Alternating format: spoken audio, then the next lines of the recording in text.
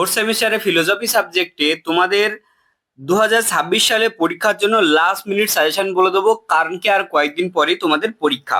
তো এই social and political philosophy এই যে সিলেবাসটা আছে, এটা অনার্স এবং জেনারেলের উভয়েরই আছে ফোর্থ সেমিস্টারে। জেনারেলদের আছে CC4-এ এবং অনার্সের আছে হচ্ছে DCC8-এ। তো এখানে তোমাদের যে সিলেবাসটা আছে সেটার ইংলিশে হচ্ছে বলা হচ্ছে যে সোশ্যাল অ্যান্ড পলিটিক্যাল ফিলোসফি। তো এই যে সিলেবাসটা, এই সিলেবাসের উপর থেকে দেখো, এখানে আমি বঙ্গানুবাদ করে সিলেবাসটা রেখেছি। তোমাদের অনেকের কাছে সিলেবাসটা আছে যদিও, তাই জন্য আমি আর বলছি না। সিলেবাসটা তোমরা স্ক্রিনশট করে নাও, এখান থেকে ইংলিশেও স্ক্রিনশট করে নিতে পারো যদি লাগে। তবে সরাসরি যে প্রশ্নগুলো বলে দিচ্ছে এই প্রশ্নগুলো খাতায় লিখে নেবে, কারণ কি যারা টিউশন পড়ছো তাদের জন্যও খুব দরকার এই প্রশ্নগুলো। কারণ কি যারা ফার্স্ট ভিডিও দেখছো তাদেরকে একটু বলে রাখি আমাদের চ্যানেলে যে আমাদের যে সাজেশনগুলো দিই সেগুলো 100% কমন হয়। 100-100-তে 100 বলবো না, কিন্তু 95% অবশ্যই কমন আসে। তো সেক্ষেত্রে তোমাদের টিউশন টিচাররাও দেখে নাও যে এই প্রশ্নগুলো করিয়েছে কিনা। আর যারা টিউশন পড়ো না, সারা বছর সেরকম ভাবে প্রস্তুতি নাওনি, তোমাদের খুব তাড়াতাড়ি পরীক্ষা হয়ে যাচ্ছে, তো তারাও এই প্রশ্নগুলো অবশ্যই দেখে যাবে।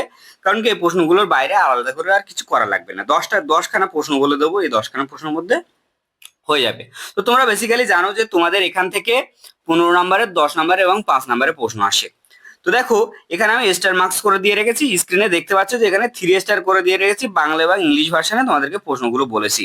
তো সেক্ষেত্রে তোমাদের একটা কথা বলি, এই যে হোয়াটসঅ্যাপ নাম্বারটা দেখতে পাচ্ছ, এটা স্ক্রিনশট করে নাও। যে কোনো সাবজেক্টের নোট সাজেশন তোমাদের সেমিস্টার, তোমাদের পরবর্তী সেমিস্টার, তোমাদের আগের সেমিস্টার, যে কোনো সেমিস্টার ও সাবজেক্টের নোট সাজেশন আমাদের কাছ থেকে তোমরা পাবে PDF আকারে, কোনো হার্ড কপি না, এবং এটা পেইড।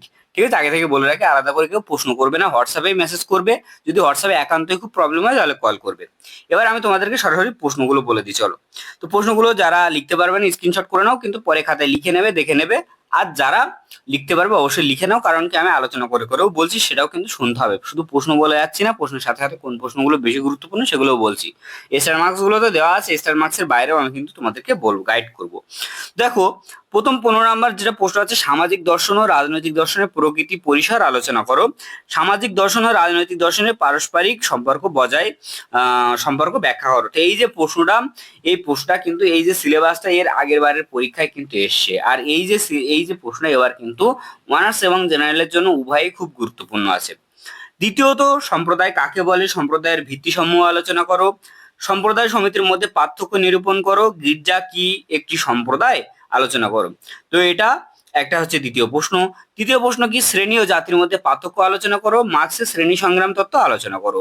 চতুর্থত কি, ব্যক্তি ও সমাজের সম্পর্ক বিষয়ে জৈবিক মতবাদ ব্যাখ্যা করো। মতবাদটি সমালোচনামূলক মূল্যায়ন করো। এই প্রশ্নটা কিন্তু জেনারেলদের জন্য মোস্ট ইম্পর্টেন্ট আছে এবারে, ঠিক আছে। MDC যারা আছো, অনার্সরাও বাদ দেবে না, পড়ে যাবে। 5 নম্বরে যেটা আছে, ধর্মনিরপেক্ষতা বলতে কি বোঝো। ভারতীয় সমাজের প্রেক্ষাপটে ধর্মনিরপেক্ষতার ধারণা বিশ্লেষণ করো। 6-এর দাগে আছে, বৈজ্ঞানিক সমাজতন্ত্রের ধারণা ব্যাখ্যা করো। ইউরোপীয় সমাজতন্ত্রের বৈজ্ঞানিক সমাজতন্ত্রের মধ্যে পার্থক্য আলোচনা করো। এই যে 5-এর দাগে ধর্মনিরপেক্ষতা, এটাও MDC দের জন্য মোস্ট ইম্পর্টেন্ট আছে। অনার্সদের কথা বলছি, 3 স্টার গুলো সবই দেখবে, আলাদা করে তোমরা বেশি বাদটা দেবে না, কারণ তোমরা অনার্সের স্টুডেন্ট এবং তোমাদের পরীক্ষাটা আগে হবে অনার্সদের, এবং জেনারেলটা অনার্সের পরে হয়। তো 7-এর দাগে যে প্রশ্ন আছে, সামাজিক পরিবর্তন কাকে বলে, সামাজিক পরিবর্তন সম্পর্কে মার্ক্সের মতবাদ আলোচনা করো। 8-এর দাগে আছে, সামাজিক পরিবর্তন সম্পর্কে মহাত্মা গান্ধীর ব্যাখ্যা করো। এটা হচ্ছে MDCর জন্য এবারে মোস্ট ইম্পর্টেন্ট আছে। গণতন্ত্র কাকে বলে, প্রত্যক্ষ পরোক্ষ গণতন্ত্রের মধ্যে পার্থক্য আলোচনা করো। এটা 2 স্টার আছে, তবে করে রাখবে, অসুবিধা নেই। 10-এর দাগে আছে, পরিবার কাকে বলে, পরিবারের প্রকৃতি, বিভিন্ন রূপ এবং সমাজের পরিবারের ভূমিকা আলোচনা করো। এগুলো হচ্ছে 15 নম্বরের প্রশ্ন। এই প্রশ্নগুলো তোমরা খুব ভালোভাবে রেডি করে রাখবে। এবার আমি এই 10টা প্রশ্ন তোমাদেরকে বলে দিলাম, মোস্ট ইম্পর্টেন্টলি ভাবে তৈরি করে যাবে। সারা বছর যারা পড়োনি, বিশেষ করে পরীক্ষার আগে আগে যারা পড়ছো, 15 নম্বরের প্রশ্নগুলো সবার আগে রেডি করে ফেলবে। তারপর টাইম পেলে 10 নম্বরে যাবে, তারপর 5 নম্বরে যাবে। বোঝা গেল? এবার আমি বলে দিই, আরেকটা ইনফরমেশন তোমাদের দেওয়ার আছে। তোমরা অনেকেই 4 পাতা, 5 পাতা, 6 পাতা লিখে আসো, কিন্তু পরীক্ষার লাস্টে গিয়ে দেখা যাচ্ছে ছাপলি অথবা টেনে টুনে পাস। এটা ম্যাক্সিমাম কারণ কেন হয়, তোমরা যে কোয়ালিটির অ্যান্সারটা লেখো সেই কোয়ালিটির অ্যান্সারটা তোমরা হয়তো জানো না, বা ভুলভাবে অনেক ক্ষেত্রে দেখা যায় যে বিভিন্ন সোশ্যাল মিডিয়া মাধ্যম চ্যাট জিপিটি বা বিভিন্ন রকম হচ্ছে অনলাইন এআই গুগল থেকে অ্যান্সার তৈরি করে নিয়ে পড়ো। তো এই অ্যান্সার গুলো কিন্তু অনেক সময় কোয়ালিটিফুল অ্যান্সার হয় না, যার কারণে তোমাদের খুব অসুবিধা হয়, অ্যান্সার ঠিকঠাক পাওয়া যায় না। কজ স্যাররাও যারা ওখানে খাতা চেক করে তারাও কিন্তু বুঝতে পারে যে কোনটা কেমন কোন কোয়ালিটি অ্যান্সার আছে। তো একটা অথেন্টিক ভালো কোয়ালিটির অ্যান্সার যদি তোমরা সংগ্রহ করে পড়তে চাও খুব সহজ ভাষায় নিজেদের মতো করে, ইংলিশ এবং বাংলা ভার্সনের নোটস কিন্তু এই সিলেবাসের সাবজেক্টের জন্য আমাদের কাছে অ্যাভেলেবেল আছে। যে কোনো সাবজেক্টের জন্য তোমরা কিন্তু কন্ট্যাক্ট করতে পারো।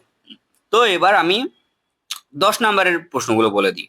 তো এতক্ষণ পর্যন্ত যারা ভিডিওটা দেখেছো, চ্যানেলটা বুঝতেই পারছো তোমাদের জন্য কতটা হেল্পফুল হবে, কারণ আমি যে কোনো সাবজেক্টের নোট সাজেশন দিই। তো অবশ্যই সাবস্ক্রাইব করে অল করে দেবে নোটিফিকেশনটা, অ্যান্ড ভিডিওটা অবশ্যই একটা লাইক করে দেবে, আর কোন সাবজেক্টের লাস্ট মিনিট সাজেশন চাইছো সেটাও কিন্তু বলবে। এবার আমি বলে দিই 10 নম্বরের প্রশ্নের মধ্যে গুরুত্বপূর্ণ, সমাজ বলতে কি বোঝো, ম্যাকইভার ও পেজের মধ্যে সমাজের প্রকৃতি আলোচনা করো। মোস্ট ইম্পর্টেন্ট অনার্স এবং জেনারেল উভয় ক্ষেত্রে।